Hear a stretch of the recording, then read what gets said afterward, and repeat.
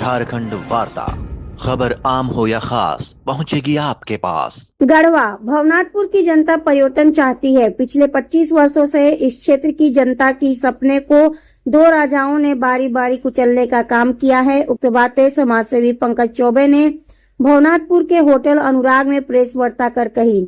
उन्होंने कहा कि भवनाथपुर विधानसभा क्षेत्र में सेल सिटी से मशहूर टाउनशिप इन प्रतिनिधियों के उदासीनता के कारण वीरान हो गया है। हजारों लोगों की रोजी रोटी चली गई, लेकिन इन दोनों जनप्रतिनिधियों ने एक बार भी पहल नहीं किया। तुलसी दामर माइंस बंद हो गया, मजदूरों की नौकरी चली गई। वहां काम करने वाले मजदूर आज विभिन्न प्रदेशों में पलायन के लिए मजबूर है, लेकिन इस क्षेत्र के दो जनप्रतिनिधि बारी बारी से विधानसभा जाकर सिर्फ अपना तिजोरी भरने का काम किए हैं। यही वजह है कि क्षेत्र की जनता अब बदलाव चाहती है। इस क्षेत्र में हर सीजन में लोग अपने घर परिवार को छोड़कर पड़ोसी राज्य बिहार में बनिहारी करने का काम करते हैं। भेड़ बकरी की तरह भरकर उन्हें विभिन्न राज्यों में ले जाया जाता है। दोनों जनप्रतिनिधि इस समस्या को विधानसभा में कभी नहीं रखा। यही वजह है कि भवनाथपुर की जनता 25 वर्ष पहले जैसी थी वैसे ही बदहाली में आज भी है। यहाँ की जनता इस क्षेत्र में परिवर्तन लाकर विकास चाहती है। इस क्षेत्र की जनता की मांग पर उनकी सेवा करने के लिए क्षेत्र में उतर गया हूं। हम चाहते हैं कि भवनाथपुर विधानसभा क्षेत्र में हो रहे पलायन खत्म हो। इस क्षेत्र में पूर्ण लोगों को रोजगार मिले, उसके लिए काम करेंगे। 25 वर्ष बाद भी ऐसे कई घर हैं जिनमें अभी भी खाने के लाले पड़ते हैं, लेकिन आज तक ना तो उनका राशन कार्ड बना है, ना ही उनके घर तक बिजली की सुविधा पहुंची है। आज भी भवनाथपुर के कई इलाके ऐसे हैं जो डिबरी के युग में जीने को मजबूर हैं।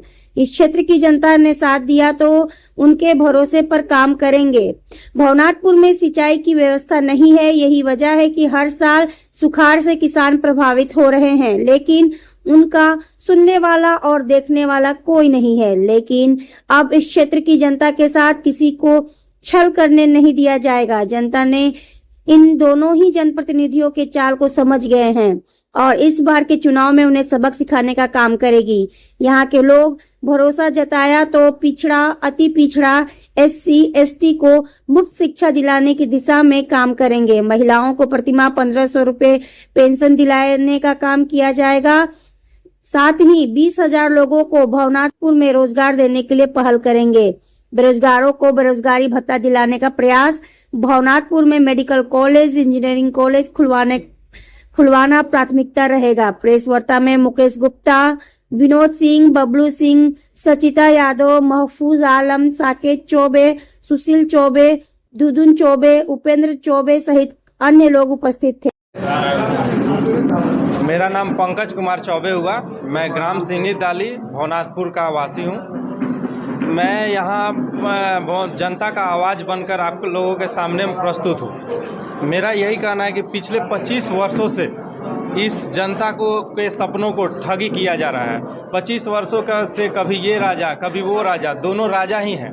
कभी ये राजा बन जाते हैं, कभी वो राजा बन जाते हैं। लेकिन आज तक 25 वर्षों में जो आज से 25 साल पहले जो यहाँ भवनाथपुर में था, वो आज भी वही चीज़ आज भी देखने को मिलता है। 25 साल पहले भी आज रोजगार के लिए लोग बोलते थे कि रोजगार देंगे, कहते थे हम पावर प्लांट ले आएंगे, हम सीमेंट फैक्ट्री ले आएंगे, लेकिन किसी तरह जो जहाँ था वो वहीं का वहीं रह गया है। मैं इस पत्रकार बंधुओं के माध्यम से मैं ये बोलना चाहता हूँ कि मैं कम से कम 20,000 नौकरी यहाँ भवनाथपुर विधानसभा को दूंगा। अति पिछड़ा SC ST को मुफ्त शिक्षा दूंगा। बेरोजगारों को बेरोजगारी भत्ता दिया जाएगा। प्लस भवनाथपुर में मेडिकल कॉलेज तथा इंजीनियरिंग कॉलेज का निर्माण करने की चेष्टा करने की कोशिश करूंगा। यहाँ पे पहले भवनाथपुर में सेल हुआ करता था। सेल में 2000 लोगों की नौकरी थी और 2000 से क्या हुआ कि सारा का सारा पूरा भवनाथपुर विधानसभा उसी के ऊपर निर्भर था। आज निर्भरता कहीं नहीं रह गया है। आज लोग क्या करते हैं कि कहते हैं कि हम लोग ठेकेदारी करने जा रहे हैं और ठेकेदारी करने में उसी काम में लोग इंटरेस्ट लेते हैं। यहाँ के जो जनप्रतिनिधि लोग हैं, जिससे कि उन लोगों का तिजोरी भर जाए, जैसे कि कोई काम आया जिससे कि 5% मिल जाए, 7% मिल जाए, बस यही काम करना है और कुछ भी। यहाँ के लोग बाहर जा रहे हैं। यहाँ का जो तुलसीदामर माइंस बंद हो गया, हज़ारों लोगों की नौकरी चली गई, उसके बारे में किसी को नहीं सोचना है। कैसे रोज़गार लाया जाए, ये कभी आज तक किसी ने रोज़गार के बारे में बात नहीं किया है। यहाँ के जनप्रतिनिधि सिर्फ़ और सिर्फ ये काम करते हैं कि जैसे कि एक आप लोग को बताया जा रहा है कि 3 करोड़ का एक भवनाथपुर में ये केतार में एक स्वास्थ्य केंद्र बना हुआ है। आज तक उसमें एक भी डॉक्टर का नियुक्ति नहीं किया गया है, क्योंकि यहाँ के लोगों को, और इसी कारण से यहाँ के लोगों को गढ़वा, डाल्टनगंज और लास्ट में लाखों लाख का खर्चा करके रांची और दिल्ली में जाना पड़ता है। क्या हमारे यहाँ ज़मीन की कमी है?